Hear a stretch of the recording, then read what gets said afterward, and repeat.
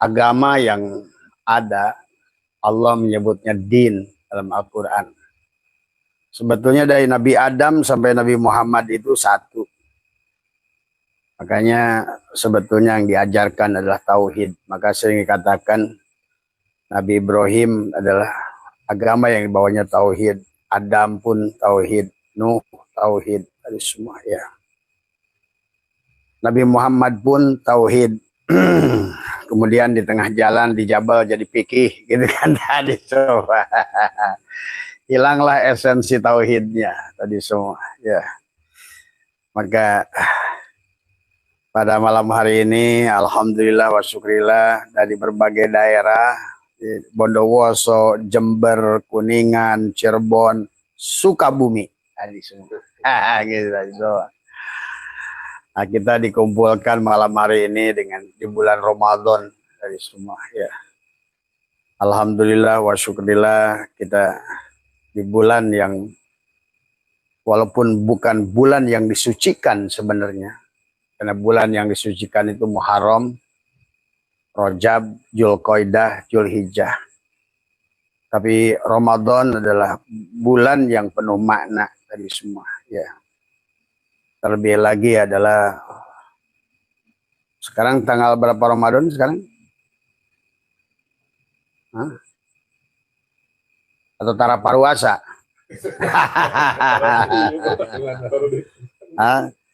Iyalah. Sampai tanggal 17 Ramadan disebut dengan Nuzulul Quran dari semua. Atau disebut dengan turunnya Al-Quran dari semua. Maka dalam bahasa Al-Quran, Al-Quran itu turun dengan dua cara. Ya, ada nazala, ada anzala dari semua. Maka berbeda. Walaupun secara suku kata, nazala dan anzala itu adalah sama. Artinya turun. Ya. Nah, bagaimana turunnya Quran itu? Maka sekarang ada sahabat-sahabat kita yang Abah sudah ajarkan cara mematikan diri, ya, menekuk lidah, menahan nafas.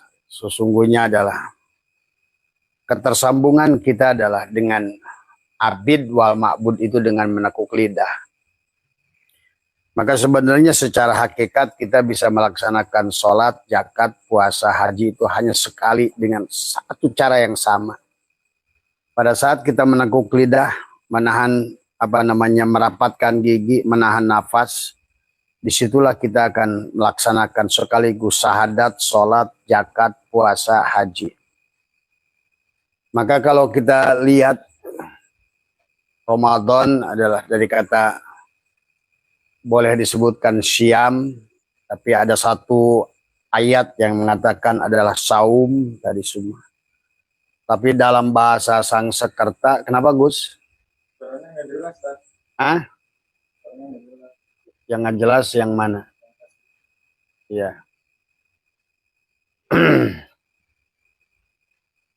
Iya.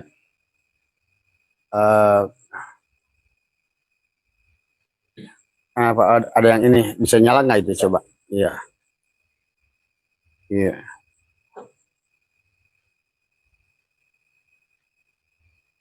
Dalam bahasa Sangsekerta, siam atau saum itu disebut puasa.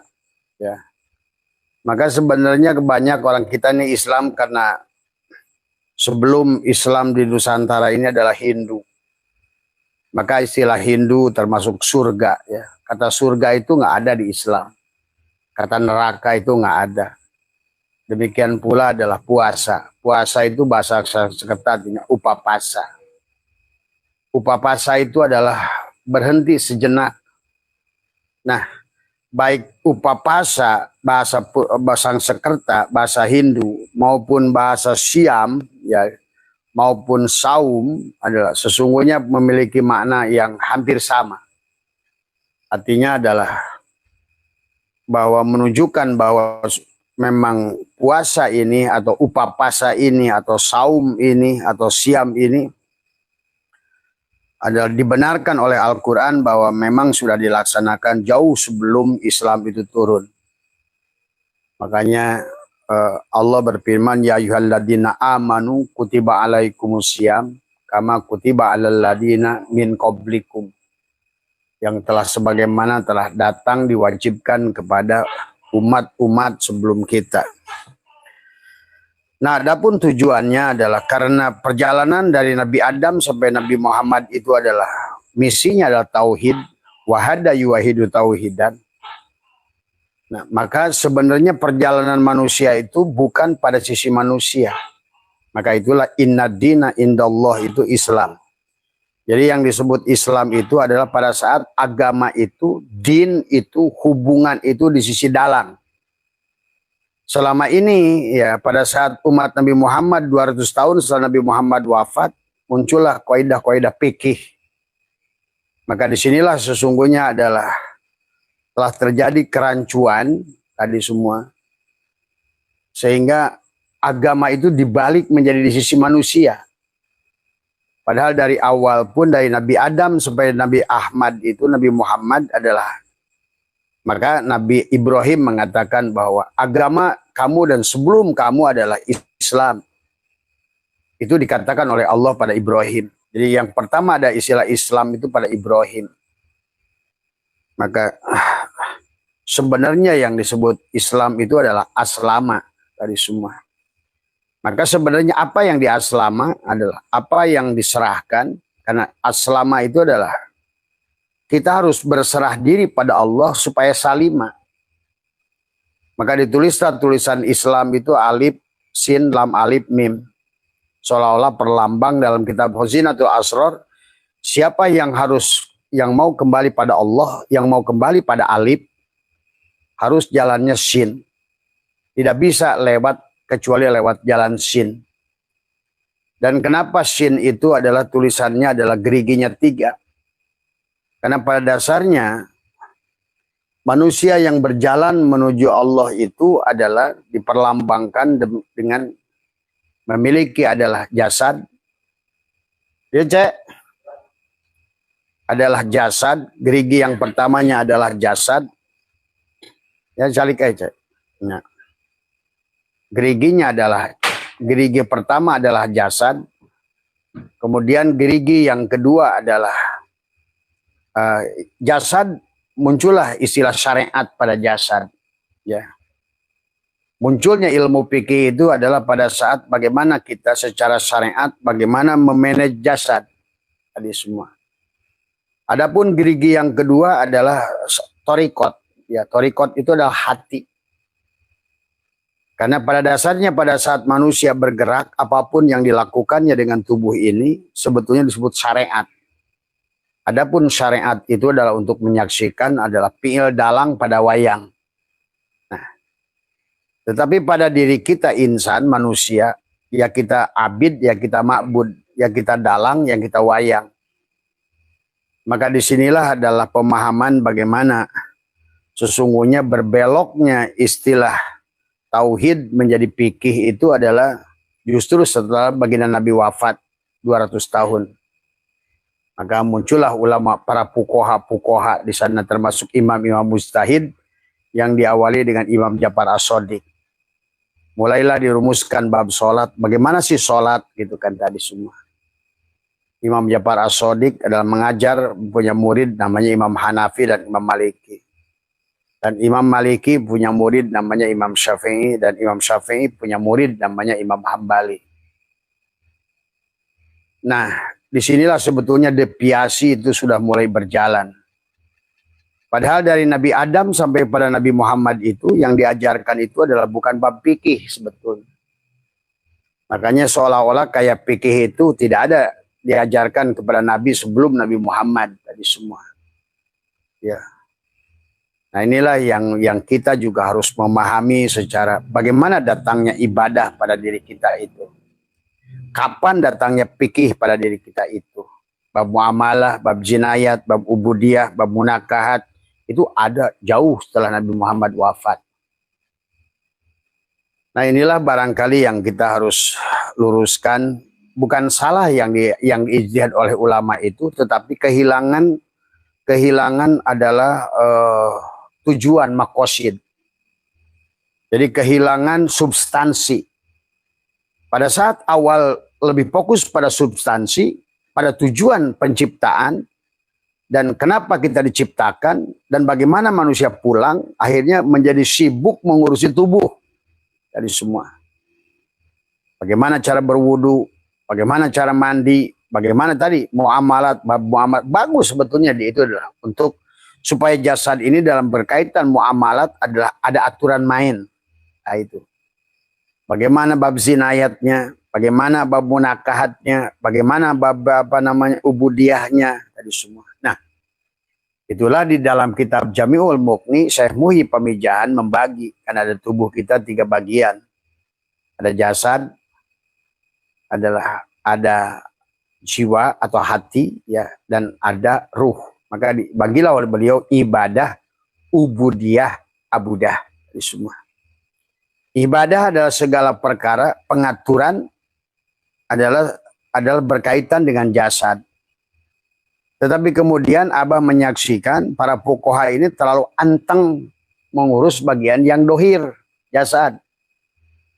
Padahal dalam berjalan kita menuju kepada Allah itu, kalau tidak diawali dengan tubadil dulu, kalau tidak orang itu memahami siapa sebetulnya yang melakukan ibadah, maka akhirnya karena jasad sifatnya adalah makhluk, maka akhirnya manusia kehilangan dari mulai 200 Hijriah sampai 500 Hijriah itu mulai terdegradasi. Makanya timbullah khilafiyah dalam ibadah. Bahkan di antara imam mujtahid itu sendiri mulailah berbeda pandangan padahal satu sama lain guru dan murid. Nah, ada yang mempertanyakan tentang itu. Kenapa para muridnya itu nggak samina wa atona dengan gurunya? Ya tentu tidak bisa. Karena yang dibahas itu adalah bagian yang tagoyur. Keberadaan jasad ini tagoyur. Sementara fikih itu akan terpengaruh dengan keadaan ruang dan waktu. Pada saat ruang dan waktu yang berbeda, hukum fikih bisa berbeda. Itulah kenapa Imam Syafi'i sekalipun pada saat antara beliau berada di Mekah dan kemudian beliau berada di Mesir, maka dibagilah ada kaul qadim, ada kaul jadid, tadi semua. Jadi fikih itu tergantung di mana kita berada, pada kondisi apa kita berada, situasional semuanya.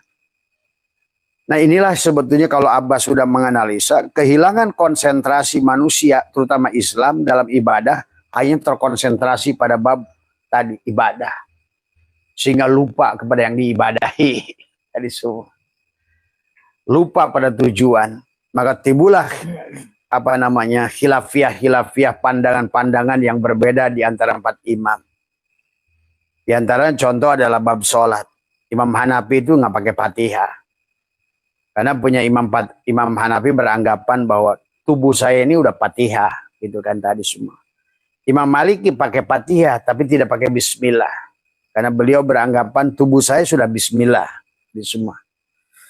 Nah, sesungguhnya yang kita hari ini kenapa suka dikatakan Ahlussunnah wal Jamaah itu banyak menggunakan mazhab Imam Syafi'i. Tetapi persoalannya Imam Syafi'i itu lebih banyak ada titik beratnya adalah kepada kalau Imam Hanafi dan Imam Maliki, Imam Hanafi yang paling hakikat, kemudian Imam Maliki juga hakikat sebetulnya. Maka 2 imam ini di dalam urusan apapun beliau adalah lebih kepada tajrid tadi semua. Ya, dalam soal rezeki antar imam kita sudah masyhur perdebatan Imam Syafi'i sebetulnya bukan perdebatan, perbedaan pandangan antara murid dan guru Imam Syafi'i dan Imam Maliki berkaitan bab tajrid ibadah dalam mencari rezeki adalah bab tajrid. Buat Imam Maliki sesungguhnya segalanya adalah tergantung Allah. Tapi kalau buat Imam Syafi'i Allah itu tergantung kita, gitu kan tadi. Kalau kita tidak mencarinya, tidak menjemputnya, maka kita tidak akan kalau bahasa orang Sunda mah naon teh lamun teu ngoreh moal ngarih cenah gitu. Eta. Tapi cek Imam Maliki bisa ngarih tanpa ngoreh. Nah gitu. Nah itu. Maka sebenarnya dua-duanya tidak salah. Dua-duanya tidak salah tergantung cara pandang. Kalau orang yang beranggapan bahwa seperti Imam Syafi'i itu adalah, maka dalam hikam sekalipun dibagilah ada asbab, ada tajrid tadi semua ya. Ini kita ngobrol sebelum ngobrolin bab reinkarnasi. Karena ada juga tadi ke Abah yang WA yang berkaitan dengan bab kapan munculnya fikih di dalam ibadah tadi semua. Sebetulnya memang kalau digabungkan indah sebetulnya. Ya, maka itulah kenapa sebenarnya para imam-imam ini juga melihat daripada hadis Nabi adalah tentang apa itu Islam, apa itu iman, apa itu ihsan tadi semua. Jadi memang secara hakikatnya manusia itulah seperti shin tadi. Makanya Islam, siapa yang mau ke alif harus lewat shin, jalannya alam alif, tujuannya adalah mim, marifat pada Allah tadi semua. Sama saja, seluruh isi Al-Quran ini terhimpun di dalam suatu Fatihah, Fatihah terhimpun dalam Bismillah. Bismillah pun sama, siapa yang mau ke alif harus lewat shin, tapi harus kalau bismillah siapa yang mau ke alif harus lewat ba, tapi kalau siapa yang mengenali ba harus lewat shin, jalannya sama lam alif. Maka mau Islam maupun bismillah jalannya sama, adalah bagaimana dengan api isbat tadi semua. Termasuk juga adalah pada saat mau masuk pada Al-Baqarah diawali dengan alif lam mim tadi semua. Siapa mau ke alif jalannya harus lewat Muhammad tadi semua. Maka tidak ada manusia yang bisa kembali kepada Allah kecuali lewat Rasulullah. Nah, jadi maka kenapa sebelum tawasul diawali dengan sholawat, diakhiri dengan sholawat. Sebelum doa diawali dengan sholawat, diakhiri dengan sholawat. Nah itu. Jadi tidak ada yang bisa kepada Allah kecuali lewat Rasulullah. Tidak ada yang ke zat kecuali lewat sifat. Nah itu pahami itu tadi semua. Nah, tapi terjadi persoalan pada saat tadi para imam ini adalah terjebak pada pada ibadah, sehingga Muhammadnya itu pada Muhammad sosok gitu. Nah gitu. Di sini beloknya tadi semua. Nah itu. Nah kalau seandainya demikian berarti seluruh manusia ini tidak akan pernah bertemu beliau. Tidak semua manusia bisa bertemu beliau. Bahkan manusia sebelum beliau tidak bisa bertemu dengan beliau. Nah gitu. Maka sebenarnya seharusnya seluruh makhluk ini adalah Allah dan Muhammad sebetulnya dari awal tadi semua. Zat dan sifat tadi semua. Nah, maka dari mulai Imam Muzaid itulah manusia adalah orang Islam kehilangan fokus tadi semua. Wabil khusus yang bermazhab Syafi'i tadi semua ya. Karena akhirnya terjebak pada ritual, maka hari ini Abah menyaksikan ritual-ritual yang tidak berdampak karena kehilangan spiritual. Sholat tidak punya dampak, dzikir tidak punya dampak, tawasul tidak berdampak, istighosah tidak berdampak dari semua ya. Dan bukti tidak berdampak itu adalah hari ini adalah bagaimana kita Islam Nusantara menjadi negara yang paling tidak bahagia. Dari 100 negara yang disurvei oleh Syekh Muhammad Abduh, maka kita adalah ke-98 dari 100. Artinya kalau menurut tarifnya Ali bin Abi Thalib, berarti sebenarnya kita ini Islam ini gagal untuk bahagia dengan cara yang digunakan fikih itu. Nah itu. Malah muncul ketakutan, takut neraka, takut siksa kubur, takut dengan nasib yang buruk tadi semua ya. Jadi akhirnya manusia itu hidup takut, mati juga takut. Padahal setelah sekarang diketahui ilmu pengetahuan, rasa takut itulah yang menjadikan manusia menarik ketakutan. Rasa takut menarik ketakutan. Ketakutan pada kematian menjadikan manusia adalah justru malah kerdil jiwanya, tidak berkembang jiwanya, tidak happy hidupnya tadi semua, bahkan lebih cenderung menjadi salah tujuan. tadi semua. Ya. Nah inilah sebenarnya penyebabnya. Karena akan berlaku hukum tarik menarik, hukum tolak menolak. Rasa takut akan menarik ketakutan. Manusia beribadah ditakut dengan siksa kubur. Manusia beribadah takut dengan neraka. Apalagi pada saat penafsiran hanya dipandang dari sudut fikih, tetapi tidak juga dipandang harusnya dua sisi, dipandang syariat dan hakikat tadi semua. Nah, sementara mereka yang Abah saksikan di seluruh dunia, yang mereka tidak menyebut dirinya adalah beragama Islam, bahkan tidak melaksanakan seolah-olah syariat Islam, justru menjadikan negara-negara yang paling bahagia. Gitu. Contohnya Finlandia. Finlandia itu sudah tahun 1912 meninggalkan, dulu itu negara fikih, Pak. Kemudian setelah mereka meninggalkan fikih, busuk malah mereka ini tolong ya dipahami supaya kita ini paham tadi semua. Jadi jangan ya memahaminya dengan sumbu pendek, gitu. Bukan lagi mendiskreditkan fikih, tapi ini kenyataan, data dan fakta membuktikan hari ini bahwa negara Islam sedunia hancur. Afghanistan hancur, Suriah hancur, Libya hancur, Irak hancur. Nah, itu semua. Ini tadi. Ya. Karena manusia ditakut-takuti. Padahal ketakutan-ketakutan yang ditumbuhkan itu membuat jiwa manusia tidak berkembang dalam urusan rezeki, dalam urusan keyakinan, dalam urusan apa. Nah, itu. Sementara dilalahnya negara-negara yang justru meninggalkan fikih, contohnya apa? Spanyol. Dulu kan Spanyol pernah jadi negara Islam kan? Andalusia, dari semua. Malah justru mereka sekarang menjadi negara maju setelah meninggalkan fikih gitu. Swiss, Finlandia gitu kan dari semua. Ya. Jadi tanpa sengaja kita ini bisa mengambil kesimpulan ini kalau gitu ada yang salah, ada yang salah tadi semua. Misalnya panjenengan, kenapa sholat takut neraka? Gitu. Kenapa ibadah? Karena takut disiksa. Kan sebenarnya itu bukan di situ landasannya. Maka sekarang itu ibadah itu bukan satu kebutuhan, tetapi dirasakan sebagai satu kewajiban yang memaksa.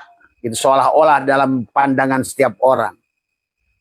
Padahal seharusnya yang namanya abadah ya'budu ibadatan, mengabdi kepada Allah itu bukan dengan rasa ketakutan seharusnya. Tetapi adalah rasa kebutuhan. Salat itu kebutuhan, zakat itu kebutuhan, syahadat itu kebutuhan, haji juga kebutuhan, semua ya. Tapi seolah-olah sekarang ini manusia menjadikan itulah kehidupan yang berat. Nah, sementara kita dan Tuhan, Abah sudah jelaskan tadi malam tentang obrolan Ramadan dengan Pak Abu dari Malaka. Alhamdulillah tadi malam bersama sahabat kita Malaka, sekarang udah pulang ke Malaysia. Sekarang datang dari Bondowoso, dari Jember. Itu. Sebetulnya di sinilah pada saat fikih yang murni sebetulnya. Ini anggaplah ini apa ini namanya? Asbak. Asbak apa? Asbak kaca. Asbak kaca ini terbuat dari apa? Kaca. Nah ini. Nah, pada saat kita memahami tauhid dengan fikih, pada saat memahami yang disebut tauhid adalah, makanya hampir selalu hakikat itu hampir berseberangan dengan syariat. Itulah kenapa kisah antara Khidir dan Musa nggak pernah ketemu. Nah, gitu. Cara pandang Khidir dan Nabi Musa itu nggak pernah ketemu.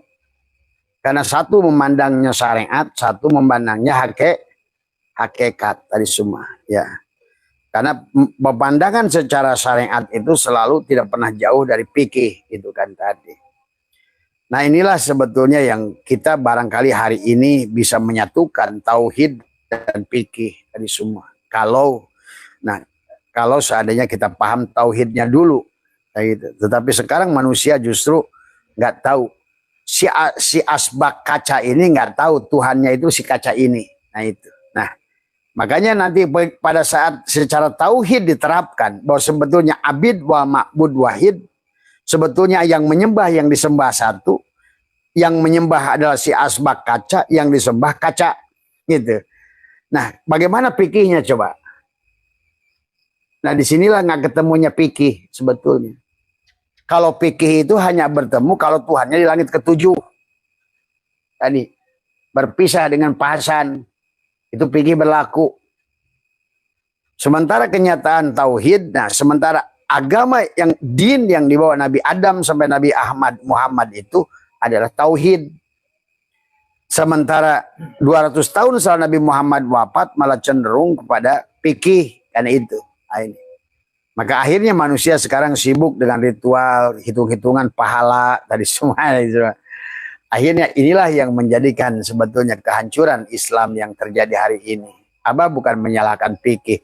Harusnya tidak boleh berhenti di fikih. Itu maksudnya. Harusnya fikih, betul kata siapa, saya mau pemijahan antara ibadah, ubudiyah, abudah. Harusnya Islam, iman, ihsan itu satu harusnya. Tapi sekarang orang hanya terjebak pada Islam, tapi tidak memahami hakikat iman dan menyatu pada ihsan. Jadi kalau Islam, iman, ihsan itu sebetulnya sama aja kalau kata Abah, antara kopiko, relaksa, sugus dengan gula dan manis. Gitu. Kalau Allah berfirman dalam Al-Quran surat Nur, Allahu adalah mubtada, Allahu manis, nurus samawat adalah gula. Tuh. Maka dikatakan sebetulnya di dalam dohirnya Adam, batinnya Muhammad. Tapi batinnya Muhammad itu menjadi dohirnya Allah di alam batin. Maka batinnya Muhammad adalah Allah. Dohirnya sugus, batinnya gula. Tapi gula itu dohirnya daripada si manis. Nah gitu. Kan di situ. Islam, iman, ihsan. Tadi semua. Fikih akan sejalan kalau seandainya begitu. Tadi semua. Tapi pada saat fikih adalah fikih, maka sementara tidak menyatu dengan gula dan manis, maka disitulah terpirok, terputus. Tadi semua. Sibuklah banyak-banyakan rokaat, sibuklah banyak-banyakan baca Quran, tapi tidak terkoneksi dengan apa yang dituju tadi semua. Nah inilah yang menjadikan penyebab kenapa orang Islam miskin, kehilangan keyakinan, bahkan Indonesia sekarang menjadi negara, boleh dibilang adalah kalau disurvei negara yang paling banyak pembunuhan, negara kita. Kalau disurvei negara yang paling tidak bahagia, kita sudah ada yang menguji, kita ini adalah ke-98. Gus putan cai Gus kadiekeun semua.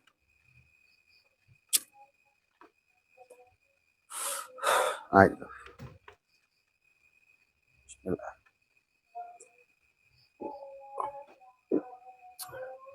Ya naonnya Gusnya simpenna. Tanya nya. Udud. Ngobrol. Semua. Maka sebetulnya konsep Islam, iman, ihsan harusnya disatukan, Pak. Kayak duren, kayak pisang, kayak rambutan, kayak mangga. Nggak boleh dipisahkan kulit, daging, dan rasa. Harusnya. Ini pada saat ngomongin Islam, tapi dilanjutkan pada iman dan ihsan, sama saja ngomongin kulit. Inilah gagalnya kenapa Islam tidak bahagia. Karena makan duren kalau makan kulitnya saja jontor. Tadi semua. Kulit itu perlu, daging adalah butuh, rasa utama. Nah gitu. Kan utama rasa. Sementara rasa itu ada pada daging. Daging adalah akan sempurna kalau dibungkus dengan kulit. Nah itulah betulnya. Karena terjadi pemisahan inilah akhirnya tadi nah, kalau seandainya kalau diatur waktu, mana yang harus kita dahulukan, rasakah, dagingkah, apa kulitkah? Sebetulnya tidak boleh dipisah-pisah. Tapi kalaupun mending, walaupun biarpun adalah daging itu nggak ada kulit, ngegeletak di tanah sekalipun asal kita tahu bahwa tujuan itu adalah rasa, ya rasa itu yang dikejar gitu kan tadi. Tapi ternyata manusia sekarang lebih cenderung mengejar kulit, nah, gitu. Walaupun nggak ada daging rasa, nah itu, aduh. Maka itulah yang menjadikan hari ini kenapa Islam hancur, Libya hancur, semua hancur karena tadi mengejar kepada jumlah ibadah tetapi tidak bertemu dengan daging dan rasa semua. Nah kalau seandainya nggak ada rasa, apapun yang kita lakukan maka tidak asik. Makan nggak ada rasa, nggak nikmat. Makan durian kalau nggak ada rasanya nggak nikmat. Ngopi kalau nggak ada rasanya nggak nikmat. Maka Gus enaknya kopi heula dari supaya rasana. Ini kasihan nih bapak nih kalau nggak ada ngopi semua. Nah sebenarnya kesempurnaan yang diajarkan Nabi itu itulah maka hakikat syin. Islam harus lewat syin, giginya 3. Bismillah harus lewat syin, giginya 3 dari semua. Dan itulah tentang hakikat Nabi Muhammad, 3 mim pada Muhammad itu. Dan Muhammad adalah Rabiul Awal itu bulan ketiga. Sebetulnya ada kaitannya dari semua. Tidak bisa dipisah. Nggak bisa dipisah antara kulitnya, dagingnya, dan rasanya. Kalau sempurnanya begitu, Islam, iman, ihsan tadi semua. Buka kulitnya, makan dagingnya, nikmati rasanya tadi semua. Ya, sebenarnya sempurnanya begitu, gitu kan dari semua. Nah sama kayak tripod ini, kalau cuma 1 roboh nggak? Roboh. Kalau 2 roboh. Maka harus 3 baru dia kuat. Makanya dalam hukum Pitagoras adalah A kuadrat plus C adalah rumusnya itu apa tuh? A kuadrat sama dengan B kuadrat plus C kuadrat atau apa itu dari semua. Maka berlakulah hukum segitiga. Berlakulah maka kenapa bangunan-bangunan di dunia yang akan tempatnya itu mudah hancur, misalnya di Mesir karena dia pasir, maka dibentuklah bangunan itu berbentuk piramid kayak bentuk segitiga. Itu perlambang daripada Islam, iman, ihsan sebetulnya. Tapi sekarang kenapa Indonesia malah menjadi negara kulit gitu kan tadi. Bahkan termasuk tertipunya Aceh. Aceh itu adalah merupakan samudra pasai. Sumatera itu adalah punya sejarah yang panjang Sumatera itu. Tapi Senokhorgronya hebat dia tadi menghilangkan esensi tadi termasuk Senokhorgronya diutus ke Indonesia oleh Belanda itu juga untuk menghilangkan esensi. Sehingga manusia itu kehilangan daging dan kehilangan rasa terjebak pada kulit. Itulah ulah daripada Senokhorgronya. Termasuk hancurnya Aceh. Padahal Aceh itu adalah serambi Mekah. Aceh itu samudra pasai. Kerajaan Islam tertua di Nusantara, Sumatera itu. Dan itu sudah dibaca oleh Belanda.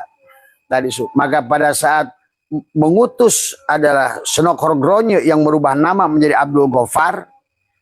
Kemudian datang ke masyarakat Aceh menghilangkan perjuangan Panglima Polim, Teku Umar, Cut Nyadin. Dia itu sengaja menghilangkan daging dan rasa dan membuat Aceh itu terjebak pada kulit. Nah inilah. Sampai hari ini. Tadi semua. Bahkan bukan hanya Aceh, termasuk juga Pulau Jawa, sehingga sekarang ini manusia beragama tapi tidak bertuhan. Tuh. Manusia beragama tidak bertuhan. Yang menjadi masalah dampaknya adalah tidak keyakinan pada Allah, tidak ada keyakinan dalam ibadah, tidak ada kenikmatan di dalam amaliyah, karena semuanya dirasakan satu kewajiban yang menyiksa, sadar gak sadar. Makanya sekarang, waduh lagi asik-asik.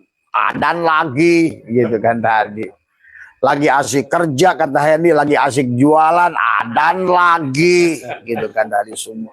Itu nah inilah makanya Abah mengajak untuk cerdas kepada semua tadi semua. Sebenarnya yang diajarkan oleh Allah dan Rasulnya dari awal adalah bagaimana kesempurnaan itu sebagaimana ada kulitnya, ada dagingnya, ada rasanya. Harusnya tiga-tiganya itu nggak bisa dipisah. Tadi semua.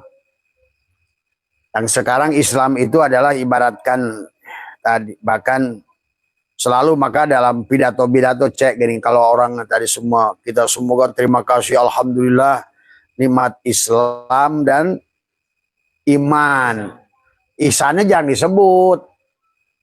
Padahal sebenarnya yang harus kita cari rasa. Pada saat orang itu sudah ketemu rasa, sebetulnya orang bisa cari restoran jauhnya kayak apapun karena enak rasanya gitu loh. Itu. Maka sementara sekarang ini adalah manusia adalah terjebak pada ritual yang kehilangan spiritual. Bahkan manusia mentuhankan ibadah, tidak mentuhankan Allah. Tuh, manusia mentuhankan ibadah tapi tidak mentuhankan Allah. Bahkan banyak manusia mentuhankan Al-Quran tapi tidak mentuhankan yang berfirman. Mentuhankan firman tapi tidak mentuhankan yang berfirman. Itu. Inilah yang hari ini terjadi. Kenapa terjadi ketimpangan, kemiskinan, kehilangan kebahagiaan, kehilangan keyakinan, bahkan inilah yang menjadikan sebab dari semua. Ya, jadi Abah di dalam bab ini yang pertama kita tutup, ya artinya bahwa pertanyaan teman tadi, kenapa kita ini, bagaimana membagi antara fikih, antara Islam, iman dan ihsan. Nah, di sini kita harus mengerti setiap orang memiliki batas kemampuan tadi semua. Makanya disitulah kita harus tetapi kalau menurut Abah adalah lebih baik kalau seandainya kita keterbatasan dalam kemampuan, sempurnanya kan harus sempurna tiga-tiganya. Kulitnya bagus, dagingnya tebal, rasanya manis harusnya tadi semua. Daripada tidak pernah ketemu rasa, biarlah kulit mah ada borok saeutik oge gitu kan tadi semua. Nah, daripada nggak ketemu rasa, karena tujuan itu rasa sebetulnya tadi semua. Ihsan itu, bahkan kayaknya nyebut ihsan aja orang Islam ini jarang. Maka dalam pidato Ustadz, Kiai, Muludan, Rajaban, alhamdulillah wa syukrillah, kita semoga senantiasa telah diberikan nikmat Islam dan iman. Tapi ihsannya nggak pernah disebut tadi semua. Ya. Padahal kalau hanya cuma Islam dan iman, kita tidak akan pernah ketemu rasa. Tapi rasa tidak ada kecuali pada iman. Tapi iman tidak akan sempurna kalau nggak pakai kulit, kan gitu. Sebenarnya gitu kan tadi semuanya. Tapi karena setiap manusia punya keterbatasan, hanya bingung dia. Mau di mana dia konsentrasinya? Mau di rasa, mau di daging, apa di kulit gitu kan tadi. Akhirnya terjebaklah di kulit dan malas untuk melanjutkan perjalanan, keburu mati. Karena itulah hari ini yang Abah saksikan pada orang-orang Islam tadi semua. Ya. Nah, yang kedua, bahasan kita kedua adalah yang pertanyaan tadi adalah berkaitan dengan reinkarnasi tadi semua. Apakah dalam Islam itu ada reinkarnasi dari sesungguhnya? Sebetulnya kalau sudah Islam, kalau sudah Syin, nggak ada reinkarnasi sebenarnya kan tadi semua. Cuma tadi karena manusia ada keterbatasan antara gerigi yang satu, gerigi yang kedua, atau gerigi yang ketiga, gitu. Maka disitulah ada reinkarnasi itu, Cek. Karena tidak sempurna. Yang tadi sibuk dengan kulit sampai mati kulit melulu, itu. Ini. Ini semua. Inilah yang ketidaksempurnaan. Maka Islam itu tidak ada reinkarnasi. Adanya reinkarnasi adalah karena belum sempurnanya Islam sebetulnya tadi semua. Ya sama saja, jangankan itu, sekolah saja kalau belum lulus sekolah masa ditaekin sama guru, ya diulang lah gitu kan tadi. Makanya di dalam kehidupan ini apapun diulang. Mau nyalonin satpam, dites dulu. Kalau gagal ya diulang lagi, kan begitu. Sebetulnya biasa pengulangan itu dalam segala perkara. Makanya mau di legislatif, eksekutif, yudikatif, maka program-program yang belum berhasil itu diulang gitu kan tadi semua. Kenapa tadi? Untuk proses belajar tadi semua. Makanya jangan aneh tentang reinkarnasi, karena reinkarnasi itu perkara yang betul-betul hukum alam, sunatullah yang tidak bisa dihindari. Artinya siapapun yang tadi, maka kalau pertanyaannya apakah Islam ada reinkarnasi, ya tidak. Kalau sudah semuanya sempurna. Masa kita harus balik lagi, udah lulus di SD kelas 6, oh saya pengen di kelas 6 aja. Nggak bisa. Kamu harus naik ke SMP gitu kan tadi. Jadi kalau seandainya sudah Islam, tidak ada reinkarnasi. Reinkarnasi itu ada karena memang belum Islam. Cuma manusia sekarang merasa sudah Islam tadi semua. Padahal Islam itu apa? Makanya inna dina indallah itu adalah Islam. Islam itu setelah kita serahkan kulitnya, dagingnya, dan rasanya, itu Islam. Di sini Gus, Tadi semua.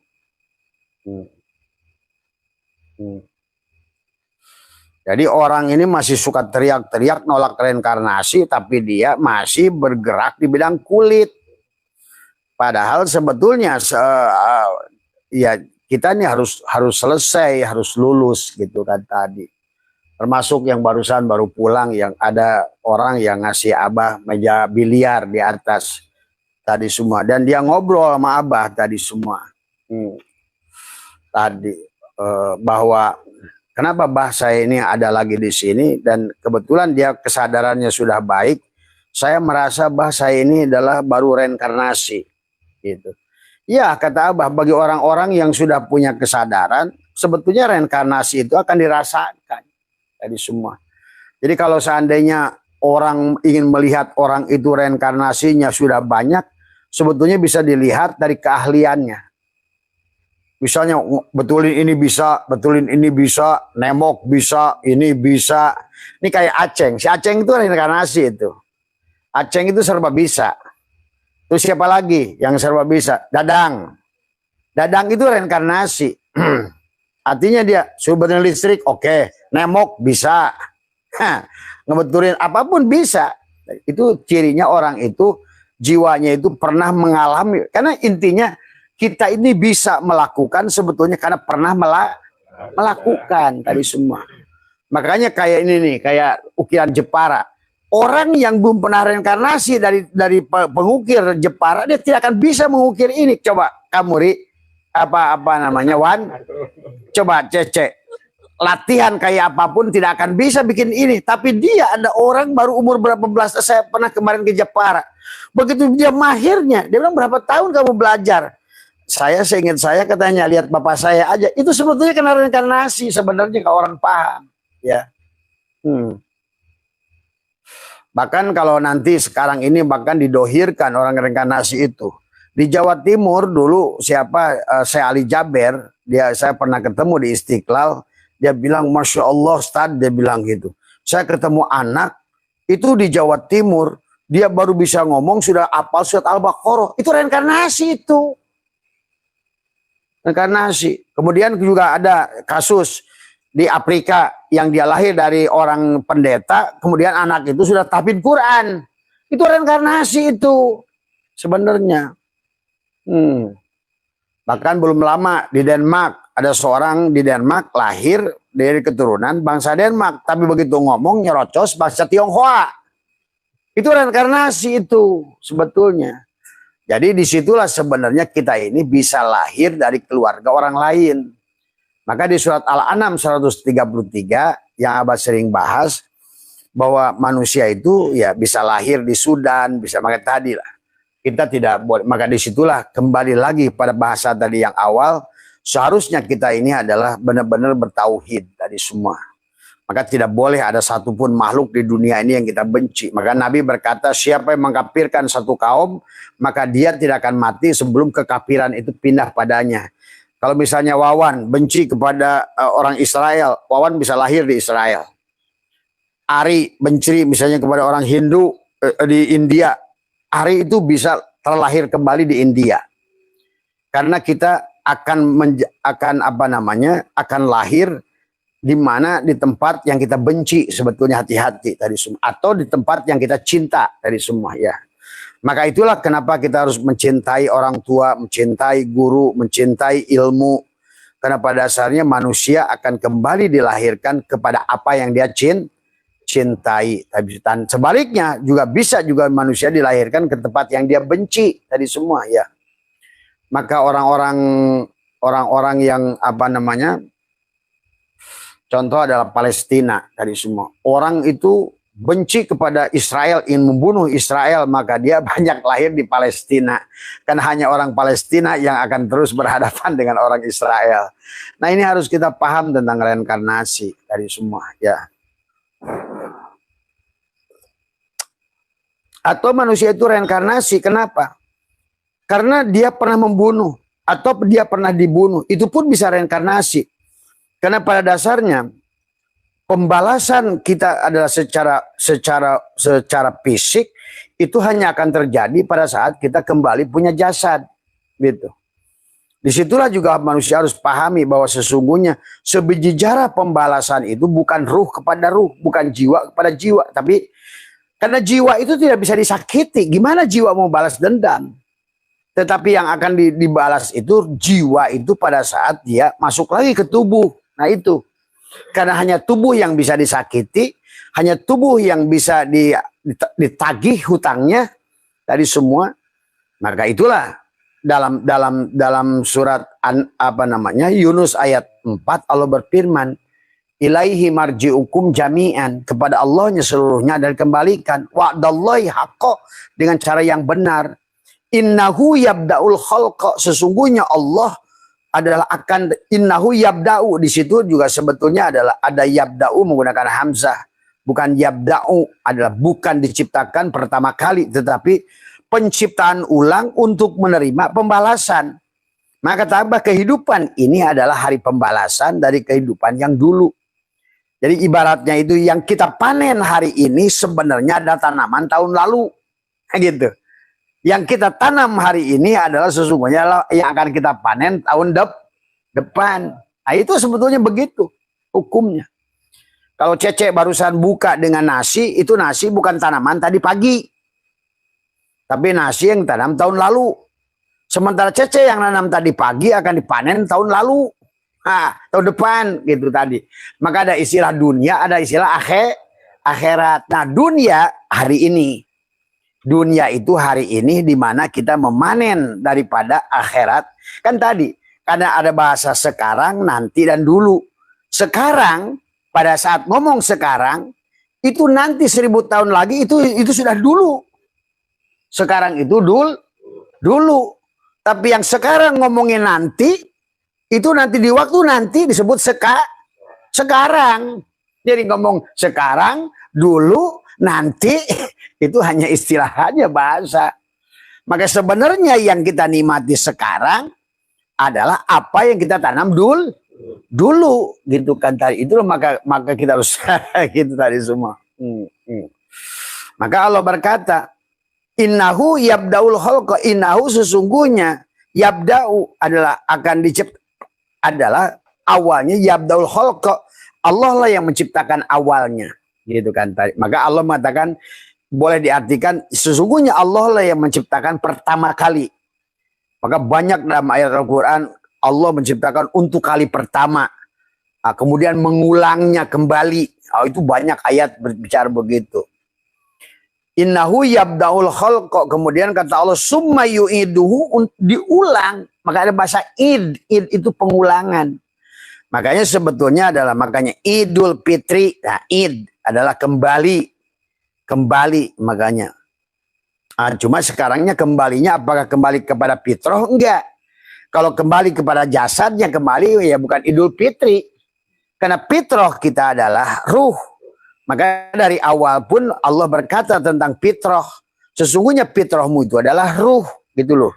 Maka yang disebut dengan Idul Fitri itu asalnya ruh kembali kepada ruh. Gitu kan. Ini justru di kehidupan ini tadi dengan fikih. Maka kembali pada jasad dari maka akan diulanglah kehidupan ini. Maka kata Abah, tidak ada orang itu kalau sudah Islam tidak reinkarnasi kalau sudah aslama. Maka dari awal pun Allah berfirman, ya ayyuhalladzina amanu ittaqullah. Takwalah pada Allah Ittaqullah haqqat tuqatih wala tamutunna, dan janganlah kamu balik gitu sebelum kamu serahkan. Tadi kalau dalam bahasa hikmah yang ke-27, kita tidak boleh mengakui milik siapapun yang bukan milik kita. Makanya apa yubihu, apalagi adalah yang berkaitan dengan ini yang dimiliki oleh sifat Tuhan, wujud sifat Tuhan, hidup sifat Tuhan, kemudian melihat sifat Tuhan, mendengar sifat Tuhan, kaya sifat Tuhan, dan lain sebagainya. Nah, inilah makanya kenapa kata Abah, fikih ini menjadikan masalah pada saat orang ingin wusul pada Allah tadi semua. Di satu sisi seharusnya tubuh itu dihilangkan, ini malah diurus. Kan ini masalah kan tadi. Bagaimana cara wudhunya, bagaimana cara ininya. Padahal sebenarnya diri kita itu bukan tubuh itu. Karena tubuh itu hanyalah cangkang. Maka dalam Al-Quran, minha khalaqnakum wa fiha nu'idukum wa minha nukhrijukum taratan ukhra. Di sini kamu dicipta, dari tanah ini kau diciptakan, ke dalam tanah ini kau dikembalikan, dari tanah ini kau dikeluarkan. Maka di ayat lain, piha tuhyauna wa piha tamutuna wa minha tukhrajun. Di tempat inilah kamu dihidupkan, di tempat ini kamu dimatikan, dari tempat ini pula kamu dibangkitkan. Jadi dari mana orang itu nggak mengerti ada reinkarnasi? Sebetulnya ayatnya begitu banyak dan begitu nyata gitu. Itulah maka kata Allah sumayu iduhu, dia harus diulang. Kenapa diulang? Karena tadi Hendy pernah membunuh, maka tidak bisa Hendy itu adalah bisa dibunuh kecuali kembali lagi di sini. Maka tadi kata Abah, di dunia ini tidak ada orang jahat sebenarnya. Hanya orang yang mengambil haknya. Tidak ada orang itu adalah apa namanya pencuri. Tidak ada yang adalah orang-orang yang sedang menagih apa namanya, yang sedang diutus oleh Allah untuk melunasi hutang dia. Jadi pada saat kita dijelekan orang, sebetulnya kita ini sedang ingin dilunasi karena kita telah menjelekkan dia. Pada saat kita dipitnah oleh orang, sebetulnya orang itu bukan memfitnah, adalah orang yang dulu kita fitnah supaya kita lunas hutangnya. Makanya kenapa di dalam kitab, nah tadi barusan si mbak yang tadi nanya, bahkan ada surat bagaimana kiamatnya, kan ada nggak? Saya bilang itu bukan ngomongin kiamat hancur dunia. Idza zulzilatil ardu itu. Idza zulzilatil ardu ziljalaha wa akhrajatil ardu asqalaha wa qalal insanu ma laha. Nah, itu sebetulnya adalah pada saat kematian. Sebetulnya dalam kitab Daqaiqul Akbar dijelaskan bagaimana cece pada saat ruhnya keluar dari jasad, sebetulnya cece sendiri. Pada saat ruh itu keluar, percis cece. Sebetulnya ruh kita ini juga sama kayak kita. Maka kalau ingin lihat wajah ruh, ya inilah wajah ruhmu itu. Gitu. Inilah cuma bedanya. Nah itulah yang ruh itu dikatakan tentang wildanun mukhalladun, adalah anak muda yang tidak pernah menua. Nah itu. Makanya tentu bagi orang yang sudah keluar si jiwanya dari jasad ini kaget melihat cangkangnya. Atau sama saja barangkali lobster, Abah dulu suka punya lobster akuarium, nangkap satu Pak, ditaruh di akuarium, besok jadi dua. Kata Abah, kata Abah ini kok langsung jadi dua. Ternyata yang satu kosong, yang satu itu cangkang ganti kulit. Tapi di udang kayak lobster kayak apa kepiting tuh sama tuh, kepiting juga sama. Dia begitu ganti kulit ya sebangun sama. Wajah dia tuh ya wajah ini semua. Karena wajah ruh juga sama. Nah manusia juga pada saat dia keluar dari tubuh ini kaget. Maka itulah dalam kitab Daqaiqul Akbar dijelaskan. Manusia yang tidak bisa pulang sampai 40 hari masih kelantang kelinting di situ. Sebenarnya. Tapi bagi orang yang sudah rojiun gak nunggu lagi di situ. Enggak.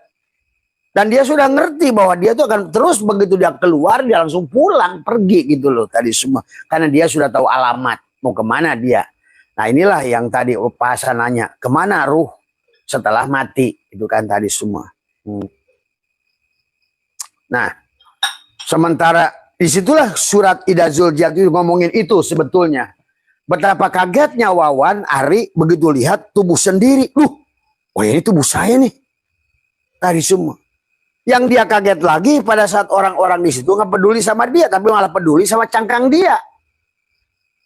Nah itulah dia, bahkan disebutkan dalam kitab Daqaiqul Akbar itu 40 hari pun nggak ada kesadaran. 40 hari. Kalau kalian ngerti sebetulnya mayit itu selama 40 hari, ruh yang belum tahu jalan pulang, dia tiap hari aja berletang kulinting dalam rumah. Kadang-kadang tidur sama istrinya sebelahnya, dia ganggu istrinya. Kamu itu tega sama aku, kamu tuh pura-pura nggak mau kenal ya sama aku. Dari semua. Apalagi pada saat jenazahnya itu dibawa, dia ngikut tuh ke kubur itu. Dia ngikutin, aduh. Tapi tetap belum sadar. Dia masih itu tadi waqalal insanu, malah dia bertanya-tanya. Itulah yang disebut idza zuljatuh, dia ginggeng. Jadi bukan gunung yang dilempar-lempar, bukan, ada hubungannya itu. Allah tidak sedang mengisahkan neraka kiamat itu, karena di bawahnya tadi kan idza zulzilatil ardu zilzalaha wa akhrajatil ardu asqalaha wa qalal insanu ma, nah itu wa qalal insanu ma yauma idin tuhaddisu ahbaroha. Yauma idin, hari akhir itu menceritakan tentang bagaimana perjalanan dia. Yauma idin bi anna rabbaka awhalaha yauma idin yasdurun nasu astatal liyurau a'malahum. Maka disitulah dia akan menyaksikan, bahkan dia menjerit. Waduh, kata Hendy, ini Hen, kamu ini sebelum aku gantikan tadi kamu ke alam yang itu, maka kamu harus mengakui bahwa sebenarnya ini kamu nih buku kamu nih. Makanya di dalam ayat yang lain nyambung ke ayat yang barusan, waktu Allah melahirkan kita.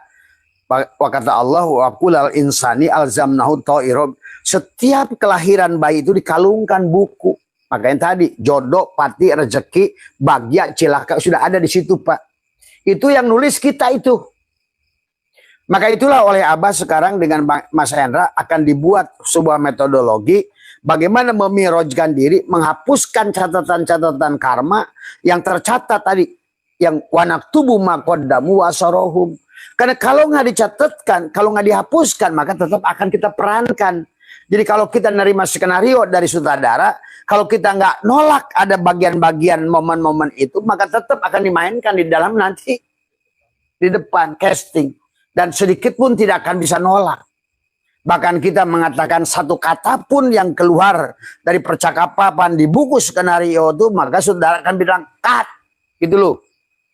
Nah disitulah kita tidak bisa, maka kita mau nggak. Nah bagaimana supaya kita merubah catatan itu tadi? Maka ada yang disebut oleh mereka adalah menghapus karma, mengganti catatan karma, memotong perjalanan karma. Nah itulah yang Abah bangun dengan STS, sadar, tenang, senang tadi semua. Maka itu ada metodologinya. Nanti ada pelatihan, ada tanggal berapa teh? Dengan Mas Hendra itu 28 ya? Tanggal 28 itu di situ disebutkan memi'rajkan diri. Sebetulnya sama. Pada dasarnya mau disebut mi'raj boleh, menghapuskan catatan karma boleh, meningkatkan kesadaran boleh, itu apapun sebutnya judulnya. Tadi semua. Nah itulah sebetulnya, maka kata Allah wa nukhriju lahu yaumal qiyamati kitaban yalqau mansura. Nah setelah Hendy digalungkan di lehernya, tapi nanti pada saat mati wa nukhriju lahu yaumal qiyamah. Nah yaumal qiyamah di situ bukan hancur dunia. Tadi karena berbicara ngomong ini kalimat yang di dalamnya wakulal insani alzamnahu ta'irofinu, dikalungkan pada saat kelahiran kamu buku yang kamu tulis di kehidupan yang lalu, skenario yang kamu buat yang akan dimainkan di sini. Itu loh. Hari ini kamu sedang membuat lagi skenario untuk kehidupan yang akan datang. Sedikit pun bukan catatan siapa-siapa, kitalah yang mencatatnya. Makanya inna nahnu nuhyil mauta wa naktubu ma qaddamu wa asarohum wa kulla syai'in. Dulu pernah saya pasang tuh seudon pada Allah. Kalau begitu Allah ini tega. Dulu tuh saya susah 8 tahun pernah jadi petani, jadi nelayan, jadi ini. Ya Allah, saya ini udah insinyur loh. Saya ini jelek-jelek insinyur IPB loh. Saya ini jelek-jelek pernah mondok loh. Tapi kok kenapa saya tukang ojek? Ya itu. Nah, itu.